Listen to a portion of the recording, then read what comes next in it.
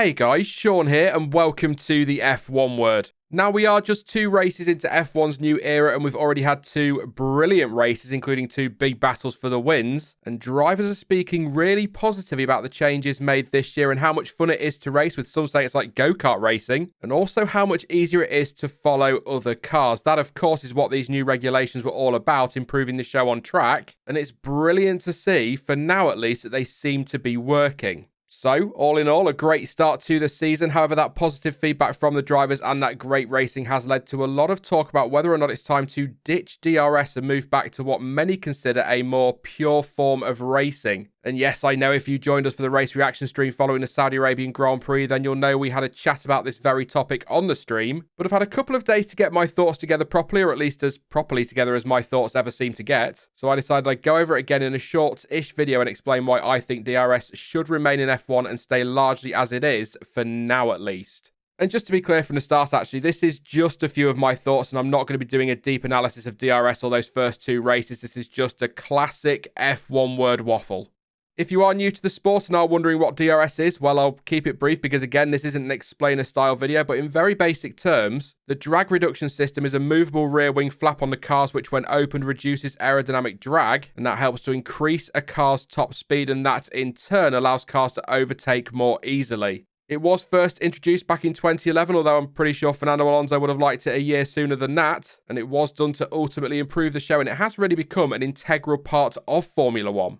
Now, as I said at the start of the video, with the introduction of the new 2022 regulations, it was hoped that should they work as expected in allowing the cars to follow more easily, DRS could be retired and the sport could return to a less artificial form of racing. When DRS was first implemented, of course, it was considered at the time to be a short-term fix to a long-term problem. And if we take into account what the drivers are saying, you can sort of understand why this question has cropped up following those first 2 races. It is important to note, though, that feedback is based on a sample size of just 2 races, and it's perfectly conceivable that drivers may have different views once we get to more traditional tracks, for example, like Albert Park and Imola. I also think it's important to point out that one of the other reasons it works so well in those opening 2 Grand Prix is because we had the 2 DRS zones back-to-back, each having their own detection point. So in Bahrain, that detection point for the zone between turns 3 and 4 allows Charles Leclerc to fight back and retake the lead following Max Verstappen's move into turn 1, and we saw very much a similar story in Jeddah. However, at the Australian Grand Prix, the back-to-back zones at the start of the lap both use the same detection point, or at least that's the case at the time of recording this video. That could change between now and next week, but that's how it is now. And that means that if the driver in P2 gets the DRS coming out of the final corner and takes the lead into turn 1, then they'll get another chance to use it on the run to turn 3, which should, in theory, allow them to hold on to the lead, or at least help them to hold on to the lead. And just so you know, I personally think any zone that more or less follows another should have its own detection point. It just makes for great racing. So what I'm basically saying is that whilst I understand the question being asked, it is very early days yet, and in my view anyway, it would be a massive mistake to remove it right now based on 2 races. I've been critical of DRS in the past, but to be honest, it's really giving us some great stuff at the moment. But why would I leave it as it is? Well, first of all, let's say F1 bosses got a little bit too cocky over the winter and decided to remove DRS from the cars ahead of the start of the new season. Would we still have had those 2 great races without DRS? Truth is, no, we probably wouldn't, because the system allowed Charles Leclerc and Max Verstappen to battle for several laps in Bahrain and in Saudi Arabia. And I don't think it's at all unreasonable to say that DRS has actually added to the show rather than detracted from it. And on that note, Verstappen has since confirmed that, saying if he didn't have DRS, he would have still been second in Jeddah, and I think he could probably throw into that Bahrain as well. And Charles Leclerc added to that by saying that the system helps prevent, quote, very boring races.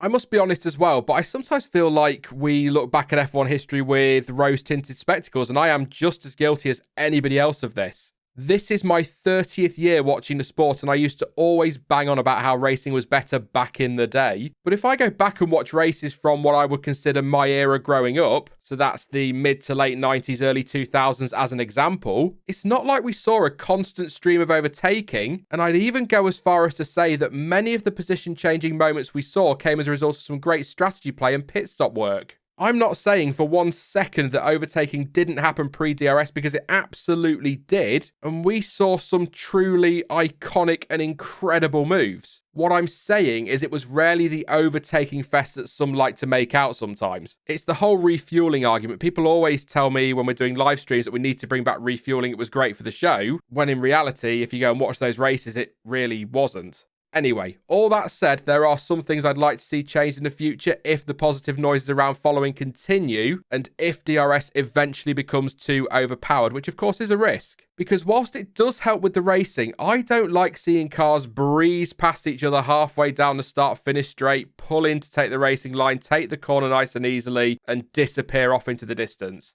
To steal Martin Brundle's point, what I want to see is the system allow drivers to get alongside each other on the approach to a corner, but the overtaking driver still has to do the hard work and complete the pass under braking. And that was more or less the idea when it was first introduced, but in some cases, and I think many will agree with me on this, it has definitely become too easy to overtake at some tracks. We've seen it at Bahrain in the past, halfway down that start-finish straight, the move is done. That's not really all that entertaining.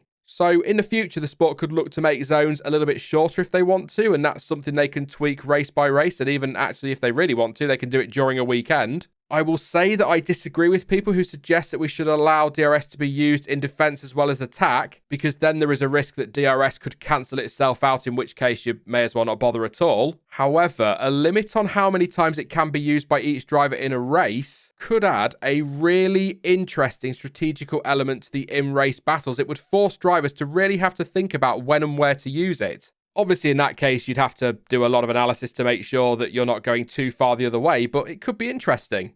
I guess to kind of summarise my ramblings then, I totally get why people would like to see DRS go, or at least to see it get some kind of adjustment in the future, but at the same time, it definitely gives us more action, and I don't honestly think it has the negative impact on the racing that some people try to make out. Those battles between Leclerc and Verstappen were absolutely fantastic, and I would much rather see drivers able to do that than just follow each other around in a Monaco-style procession with very few opportunities to make a move. Bearing in mind, of course, that the 2022 cars have only reduced the dirty air issue, they have not eliminated it altogether, and I'm fairly sure that over time, these very smart engineers will find ways, either intentionally or unintentionally, to make their cars harder to follow. So yeah, in my view, we still need to keep DRS, and it should stay as it is for the rest of this season and probably for the next few seasons as well, to be fair. But I just don't see any point in ditching it anytime soon. Let me know if you disagree and can give me a reason why it should go right now. But I think making knee-jerk reactions based on 2 Grand Prix is crazy, because if they rock up to the next couple of races and they say, do you know what, we're not going to use DRS, and we just get everybody following each other, follow the leader kind of stuff, you know, Monaco-style racing, we'll all be pretty annoyed and we'll want DRS back for Miami. I suppose what I'm saying is just let's see how it goes. And whilst I totally understand that having solely DRS overtakes isn't a good thing, the point is that surely more action has got to be better than less action, and having the system in place certainly helps to improve the show. And let's be honest, in modern day F1, an era of drive to survive and massive social media engagement, the show is always going to be priority. Was a rather cynical end to that one, but that is it for this video. You can, as always, let me know your thoughts on the action we've seen so far in 2022, and let me know if you think we should keep or ditch DRS in Formula One. Now, I will be back soon, but in the meantime, if you did enjoy this one, then please do leave a like, as it really does help give the channel a little bit of a boost, and don't forget to subscribe so you don't miss out on any future content. But as ever, thank you for watching. I've been Sean, this has been the F1 Word, and until next time, goodbye.